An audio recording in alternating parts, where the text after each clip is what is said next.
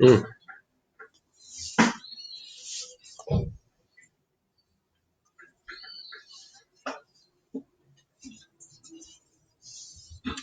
Boa tarde, sou Thiago Flamé. Estamos começando mais um Esquerda Diária ao vivo, discutindo a grave crise que atravessa o país e o mundo nesses momentos. O título da live de hoje, segunda-feira a gente já tinha anunciado que viriam novidades. Essa live à tarde já é uma delas, né? E o título da live de hoje é a pergunta: Bolsonaro enlouqueceu? Porque essa é a primeira questão que percorre a nossa mente quando a gente vê a sucessão de discursos do Bolsonaro, é, minimizando a situação da pandemia mundial e reafirmando que ela é uma gripezinha, um resfriadinho e que rapidamente vai ser superada e que se trata de uma histeria e um pânico promovidos pela mídia.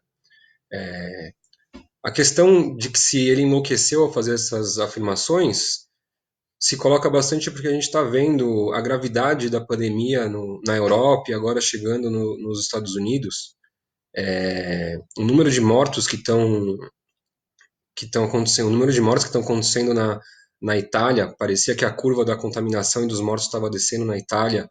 Ontem voltou a passar de 700 mortos em um dia.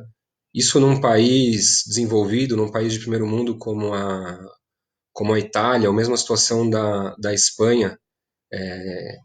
Nos faz pensar, será que o Bolsonaro não está vendo a potencial gravidade da epidemia num país como o Brasil, ou mesmo em países da África, em países da Ásia?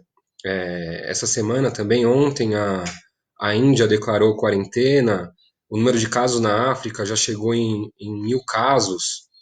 É, Se a gente projeta o ritmo da expansão da epidemia na Itália, o número de mortes que estão acontecendo na Itália para o Brasil, a gente tem uma previsão bastante catastrófica, bastante temerária, que nos faz ficar muito preocupados com essa situação.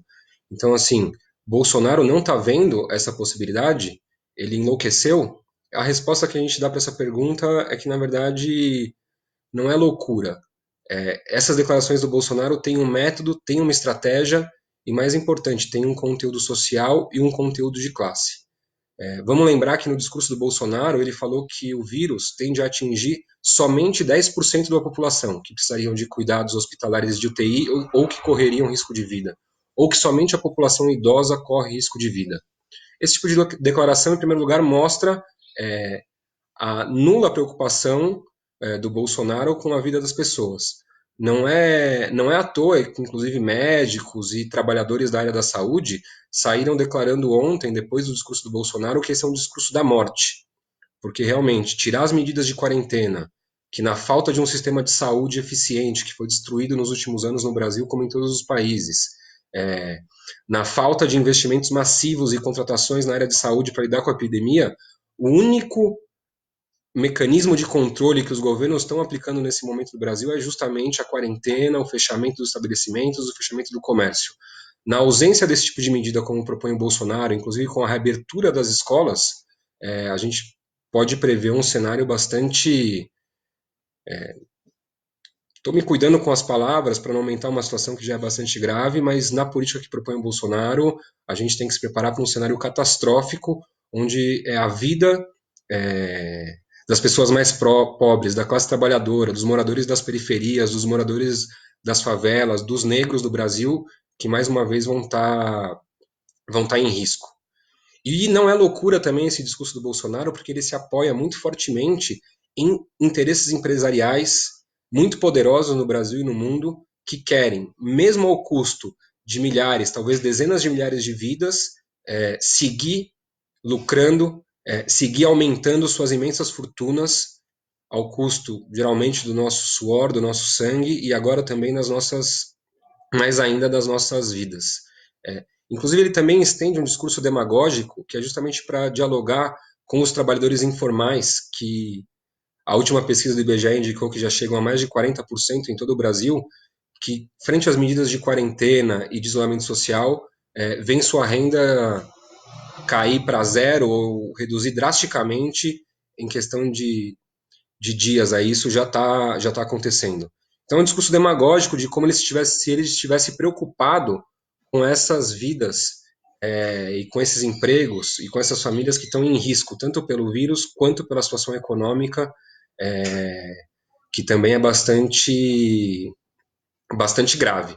Mas a gente sabe que isso é uma demagogia, né? Porque ontem mesmo ele saiu e teve que retroceder rapidamente no início dessa semana com a chamada MP da morte, que previa 4 meses de suspensão de salário que as empresas poderiam adotar, deixando seus trabalhadores sem trabalho e sem salário durante 4 meses. Então só isso daí já basta para a gente ver que a preocupação do Bolsonaro não é com a vida das pessoas. Mas, na verdade, ele faz uma aposta bastante arriscada, porque a aposta do Bolsonaro, em certa medida parecida com a do Trump, mas em condições bem diferentes, porque o Brasil não tem a mesma estrutura financeira dos Estados Unidos, é deixar correr a epidemia e, na verdade, depender um pouco da sorte ou do azar para que ela não tenha o mesmo índice de mortalidade que está tendo nos países europeus, como na Itália. E se fosse isso, na verdade, ele sairia com seu discurso fortalecido. Ou então algo ainda mais cínico, porque enquanto ele se declara contra as medidas de quarentena, elas vão sendo aplicadas duramente pelos governadores, o que tende a diminuir um pouco a curva de contaminação nas próximas semanas. E isso poderia fortalecer de alguma maneira no cálculo do Bolsonaro a sua própria posição. Mas é um jogo bastante arriscado, na verdade, porque com isso o Bolsonaro abre uma crise política de magnitude histórica, tanto quanto a crise econômica que se avizinha e já está em curso, e tanto quanto a dinâmica da epidemia. Então, Bolsonaro, com esse discurso que ele fez ontem e reafirmou hoje de manhã em declaração para a imprensa, ele abriu uma crise de grandes proporções com os governadores, com o Congresso, com o Supremo, em alguma medida até com a cúpula das Forças Armadas. Já volto nessa questão da cúpula das Forças Armadas, porque é um assunto à parte importante da gente aprofundar um pouco. Mas se a gente pega, por exemplo, a declaração que deu hoje, o Caiado, que é o governador de Goiás, apoiador de primeira hora do Bolsonaro, rompendo politicamente com o Bolsonaro, e mais forte ainda, fazendo um discurso de que ele, como médico, fez um juramento de defesa da vida e anuncia para a população que as medidas que o Bolsonaro orienta não serão aplicadas no estado de Goiás. É uma declaração forte, mas esse tipo de conduta se repetiu também na conferência que o Bolsonaro fez com os governadores do Sudeste, e o próprio Dória declarou coisas no mesmo sentido, num bate-boca bem ríspido com o Bolsonaro. A gente chama atenção para que uma situação em que os governadores diretamente desafiam a orientação do presidente da República é em si mesma uma crise do próprio Pacto Federativo no Brasil. A gente sabe que o Brasil é uma república federativa, que os estados contam com certa autonomia administrativa, mas que o governo federal é o ente que deveria unificar, do ponto de vista da Constituição de 88, todas as unidades da federação. Então, é uma crise muito grave, de proporções históricas. Não queremos comparar situações muito diferentes, mas lembra um pouco a própria situação da década de 30, que naquele momento, meio à crise de 29, inclusive se chegou a guerra civil entre São Paulo e os outros estados da federação depois do golpe do Getúlio. Mas enfim, não estamos. Naquele momento, os governadores desafiavam o governo central com armas na mão. É muito longe, de vários pontos de vista, a situação que a gente vive hoje. Mas é bom ficar atento para essa dinâmica de crise muito forte nas alturas.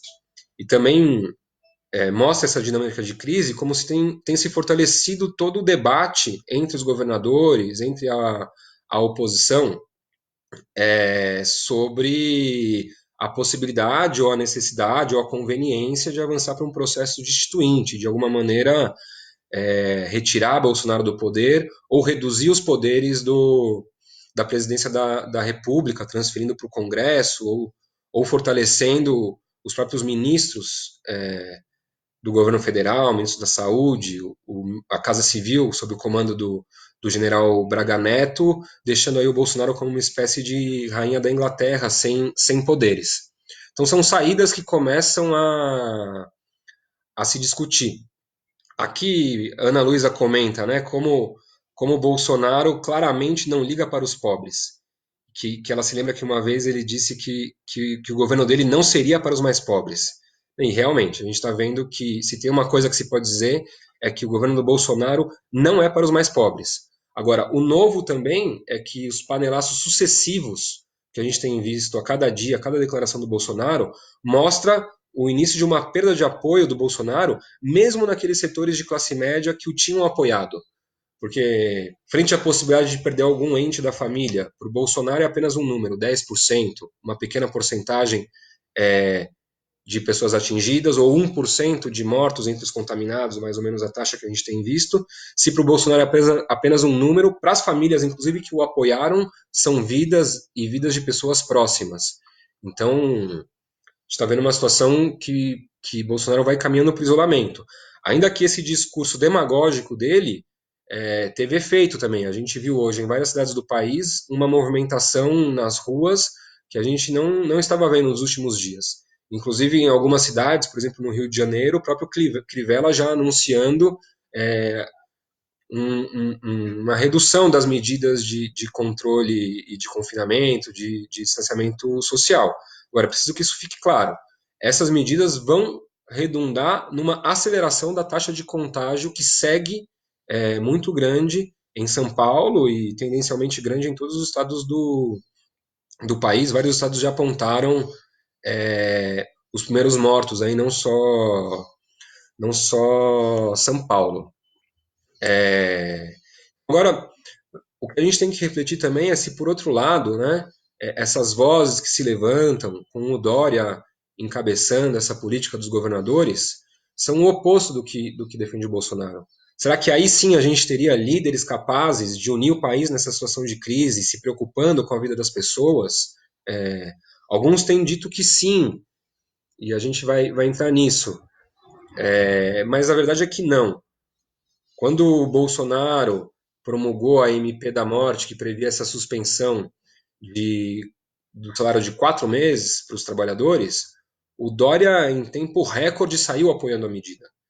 Então a gente pode ver que, ainda que a política em relação à pandemia, em relação ao combate ao coronavírus, seja diferente entre o Bolsonaro e os governadores, e o Congresso, o Maia e Alcolumbre, são duas formas de responder à situação grave que a gente vive, priorizando o lucro dos empresários. Isso a gente não pode ter dúvida de que a primeira preocupação, a segunda preocupação, a terceira preocupação de um cara como Dória é o seu próprio lucro e o lucro dos empresários que o apoiam. Empresários esses, inclusive, que estão divididos em como responder à crise.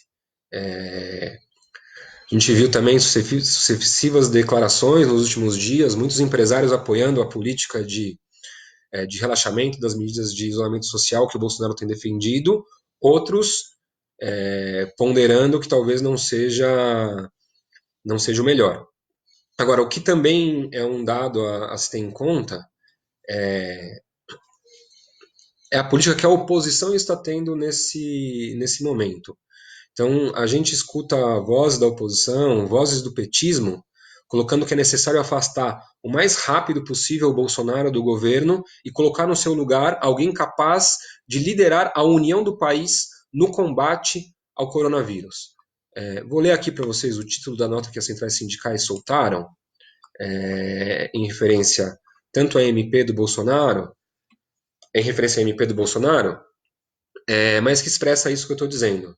Então, dizem as centrais no título da nota conjunta que soltaram, que o Congresso assuma o protagonismo. Ou seja, que Maia e companhia assumam o protagonismo do país nesse momento difícil. Lembrando que o próprio Maia anunciou essa semana, como uma das medidas de enfrentamento à crise, a redução do salário dos servidores públicos. Maia, um dos maiores defensores das reformas neoliberais, e o cara que, na verdade, foi o grande responsável por garantir ano passado a aplicação da reforma da Previdência. Então, assim, é essa gente que a gente vai colocar no lugar do Bolsonaro para dirigir os esforços do país para enfrentar a pandemia do coronavírus, esse caminho é importantíssimo frisar isso.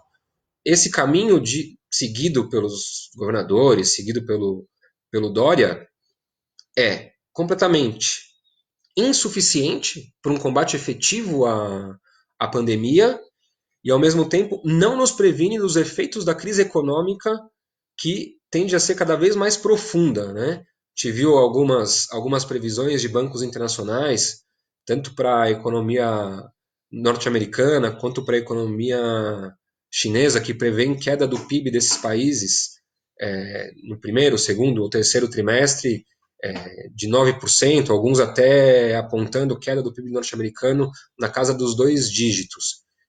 E com o consequente aumento brutal do desemprego que a gente já está vendo acontecer, a gente já está vendo acontecer nos Estados Unidos, a gente já está vendo acontecer no Brasil. Então, da parte dos governadores, da parte de Maia, da parte do STF, a gente também não vê nenhuma medida que permita um combate efetivo à epidemia.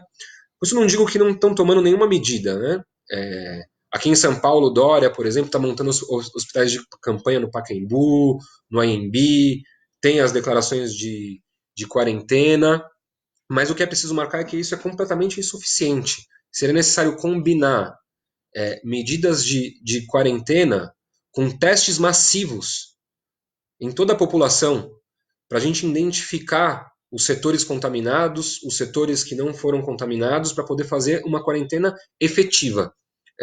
Isso sem falar que montar hospitais de campanha é completamente insuficiente. A gente deveria girar todos os recursos do país para a produção de leitos, de hospitais, para a produção de respiradores, para a produção de todos aqueles equipamentos e utensílios que sirvam para o combate à epidemia. Isso também teria um efeito prático imediato de combater o próprio desemprego. Mas isso não está sendo feito. Então, o que parece é que os governadores, vendo a gravidade da situação, colocam medidas muito drásticas para dizer que eles estão fazendo a parte deles. E todos, na verdade, temem o nível de revolta social que pode acontecer no marco da pandemia, no marco da recessão econômica ou até depressão econômica que se prevê para o próximo período como fruto da pandemia. E só lembrando aqui, para quem está chegando agora, a gente está discutindo, em base aos discursos recentes do Bolsonaro, se o Bolsonaro enlouqueceu ou se existe algum método e alguma estratégia no seu discurso. E a gente está dizendo que sim, que não é loucura, que é uma estratégia que privilegia os mais ricos, que privilegia o lucro da patronal, que privilegia o lucro dos empresários em detrimento da vida do povo brasileiro, que para ele não vale nada. E aqui a Franciane comentou aqui que panelaço só em bairro de classe média alta. É verdade, a gente está vendo uma grande concentração dos panelaços em bairros de classe média alta, mas não só, a gente começa a ver também panelaços acontecendo em bairros populares. Então essa é uma coisa que é inicial, mas que convém a gente ficar bastante atento. Porque essa dinâmica de insatisfação não é só a classe média alta que está preocupado com a vida dos seus. Todo o povo brasileiro, toda a classe trabalhadora brasileira está preocupada com a vida dos seus familiares, e a maioria entende que somente medidas individuais não são suficientes, que é preciso organizar medidas coletivas. E o que a gente está colocando aqui é que as medidas que estão sendo organizadas desde os governos estaduais são insuficientes. Ou a gente, desde as nossas organizações, desde os sindicatos, desde as organizações de bairro, toma a iniciativa nos locais de trabalho, nos bairros, nos hospitais, com os profissionais da saúde à frente, e começa a controlar nós mesmos a resposta a essa epidemia, ou as consequências vão ser as mais graves.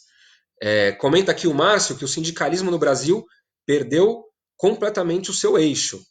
E é verdade, quando a gente vê uma nota comum das centrais sindicais exigindo que Vou repetir mais uma vez as palavras das centrais. Que o Congresso assuma o protagonismo a gente vê uma situação muito complexa que a gente está. Os sindicatos deveriam ser os primeiros a dizer quem tem que assumir o protagonismo nessa crise é a classe trabalhadora através das suas organizações. E só isso pode nos salvar ou amenizar a catástrofe que se avizinha para o nosso país e para o mundo. E as centrais sindicais estão seguindo o caminho oposto. É necessário, em cada local de trabalho, a gente se organizar da maneira que for possível, onde os serviços continuam funcionando, é possível organizar reuniões para exigir diretamente dos sindicatos. Onde não estão funcionando os serviços, a gente tem que usar formas criativas para se organizar pelas redes aí para exigir medidas contundentes dos sindicatos para que a gente consiga, de fato, assumir o protagonismo nessa crise. Não adianta esses dias, ontem não, desculpem, não, ontem, logo antes da declaração do Bolsonaro em discurso oficial, o comandante do Exército Pujol, que assumiu no final de 2018, pela primeira vez quebrou seu silêncio desde que ele assumiu como comandante do Exército e veio a público declarar que o Exército está de prontidão para combater a epidemia do coronavírus. Disse ele que o Exército está pronto para usar a mão forte se for necessário. Esse tipo de saída a gente só pode rechaçar. Não, a mão forte do Exército só serve para combater as possíveis revoltas sociais que as condições de penúria que a gente vai viver pela frente vai levar o povo brasileiro a protagonizar. A mão forte do Exército não vai servir para combater a epidemia, muito menos para defender o nosso emprego e a nossa renda frente à crise econômica. Então, assim, é verdade, comenta o Renato aqui que a gente tem que se mobilizar. E a gente tem que se mobilizar. A gente tem que se mobilizar nas condições que a realidade impõe e que possibilitam a nossa mobilização, mas a gente tem que se mobilizar, a gente tem que se organizar. Esse discurso de que é preciso um líder, e não é só o Dória que está fazendo esse discurso, não é só o Pujol que está fazendo esse discurso, de que a gente precisa de um líder que seja capaz de unificar o país nesse momento de crise, que o Bolsonaro já se mostrou incapaz, de fato se mostrou incapaz de unificar o país, esse discurso, na verdade, é um discurso bastante falacioso. A gente tem que partir de que as diferenças sociais desse país, a luta de classes, não para em função da pandemia. Não é unificando o país que a gente vai conseguir dar uma resposta que, ao mesmo tempo, combata a epidemia, o Covid-19, e combata esses parasitas, essa elite parasita que controla o nosso país. Não temos os mesmos interesses.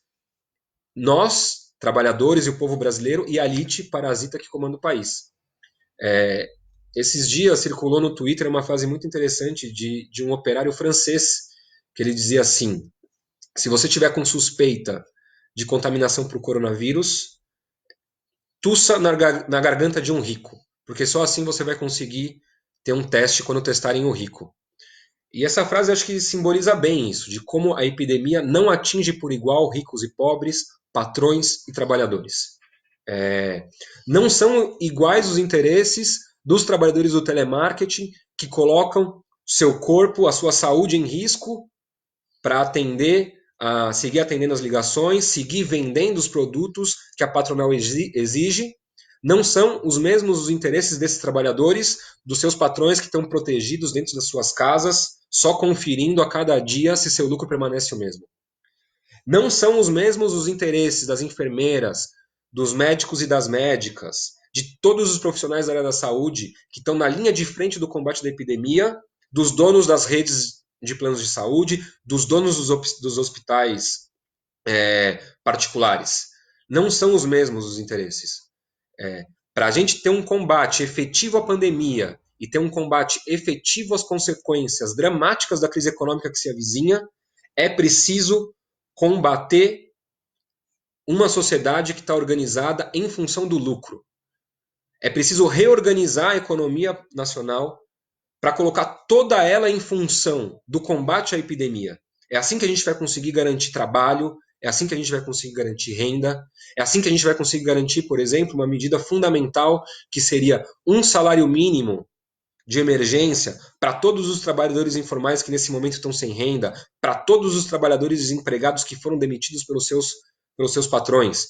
E isso, não nos enganemos, não é do interesse dos grandes bancos, não é do interesse dos detentores da dívida pública, interna e externa, que mesmo durante a pandemia, como aliás fazem em qualquer guerra, ainda que não seja exatamente uma guerra, tem consequências muito parecidas em em alguns pontos com o de uma guerra.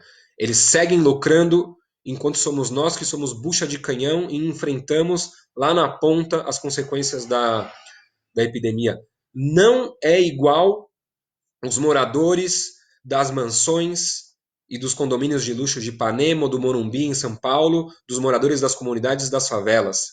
A gente viu já recentemente no Rio de Janeiro, para entrar na barca de Niterói, pedindo que se apresente carteira de trabalho e só quem comprovasse que está trabalhando em serviços essenciais poderia passar.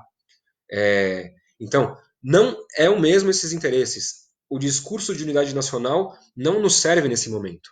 A nossa unidade tem que ser entre a classe trabalhadora, entre a juventude, entre o povo negro, entre as mulheres, entre todos os setores oprimidos da população, entre todos os setores explorados, porque é daí que a gente vai conseguir dar uma resposta nossa.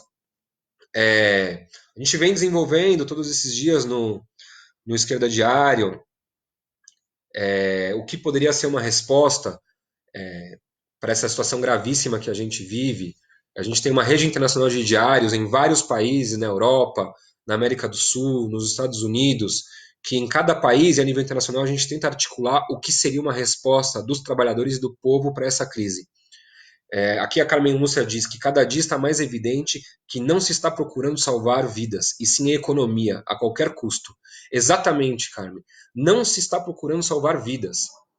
E digo mais, não se está procurando salvar a economia, porque a economia envolve interesses de classes sociais que são antagônicas. Uns recebem salário e outros vivem do lucro. O que está se procurando salvar são os lucros, em detrimento das vidas e da própria economia. Então é a gente que tem interesse em salvar vidas e salvar a economia. Só que para isso a gente vai ter que atacar o lucro dos empresários, o lucro dos bancos, o lucro dos rentistas e dos parasitas da dívida interna e externa. Não tem outro caminho nesse momento. Aqui diz a Aliciane Almeida, realizar o teste com todas as pessoas conforme a orientação da OMS. Exatamente. Inclusive a OMS, que não é suspeita de esquerdismo ou algo pelo estilo, dá recomendações que estão sendo descumpridas por todos os governos, mas que mesmo se fossem cumpridas, ainda assim seriam insuficientes. Isso é bom frisar, porque fazer um parênteses histórico para a gente relembrar de alguns momentos, como eu disse, não é uma situação de guerra, mas em alguns pontos se assemelha a uma situação de guerra, o combate à epidemia. A gente viu nas vésperas da Segunda Guerra Mundial, ou nas vésperas da Primeira Guerra Mundial, grandes acontecimentos aí no século XX, como todos os governos do mundo, governos capitalistas do mundo, rapidamente foram capazes de reconverter toda a economia nacional em função do esforço de guerra, para produzir armamentos, tanques de guerra, aviões de guerra, navios de guerra, desenvolver novas tecnologias, como foi inclusive a bomba atômica na Segunda Guerra Mundial, ou como foi os primeiros mísseis que foram desenvolvidos pela Alemanha durante o conflito mundial. O primeiro computador também foi desenvolvido para decifrar. Tem um filme famoso que foi lançado há poucos anos também, que conta essa história do primeiro computador que foi desenvolvido. Então, assim, era isso que deveria ser feito. Um esforço de guerra para combater a pandemia. Colocar toda a economia de cada um dos países em função de fortalecer os sistemas de saúde, em reconverter a produção das fábricas. Por que fechar as montadoras se as montadoras poderiam estar funcionando, as montadoras de automóveis, para produzir em tempo recorde equipamentos fundamentais para o sistema de saúde para atender a pandemia nesses momentos? Então, isso mesmo a OMC não recomenda, né? E acrescento, assim, na guerra os governos fazem isso, mas impondo uma ditadura brutal contra os seus povos. que eles organizaram a economia em função da guerra, mas mantendo o lucro das patronais, mantendo o lucro dos empresários. Também não é esse o caminho. O caminho não é um caminho de colocar todo o controle das nossas vidas na mão de governos cada vez mais autoritários, com uma resposta parcial à pandemia. Porque se multiplicam as tentativas pelo mundo de aumentar o controle social, rastreamento de redes sociais, o Estado decidindo onde a gente pode ir, onde a gente não pode ir, o que tem que funcionar e o que não tem que funcionar. Essas decisões do que fazer com a economia, do que fazer com a vida social, o controle dos dados fundamentais para combater a epidemia, deveriam estar na mão de comitês organizados pelos trabalhadores da saúde, onde participem representantes de todos os setores vitais da economia, setores da logística, os setores da produção de alimentos, os trabalhadores das plantações de alimentos no país, enfim, todos os setores vitais da economia, os trabalhadores, as suas organizações, deveriam estar representados nesses comitês, e esses comitês deveriam decidir sobre as medidas de quarentena, sobre as medidas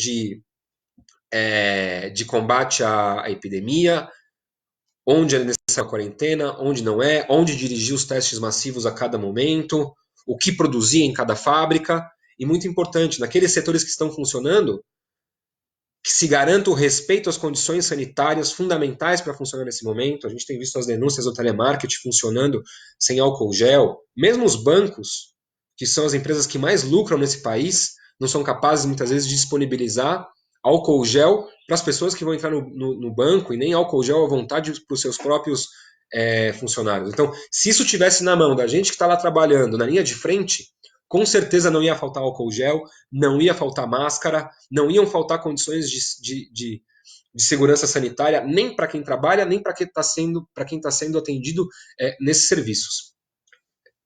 Aqui diz o Caio que no Distrito Federal está tendo panelaço desde o plano piloto até Valparaíso, Guará, Taguatinga e Ceilândia, ou seja, em regiões de classe média e pobres também.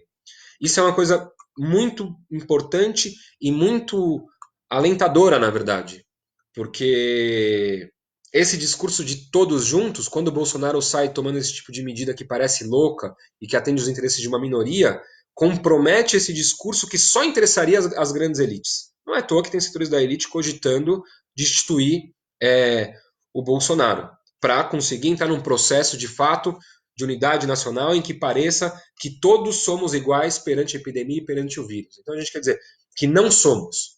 Então, se existe insatisfação nos bairros, e cada vez mais existe insatisfação nos bairros populares, a gente precisa se organizar.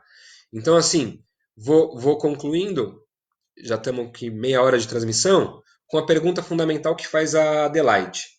Como fazemos para nos organizar, então? Não existe uma única resposta a essa pergunta.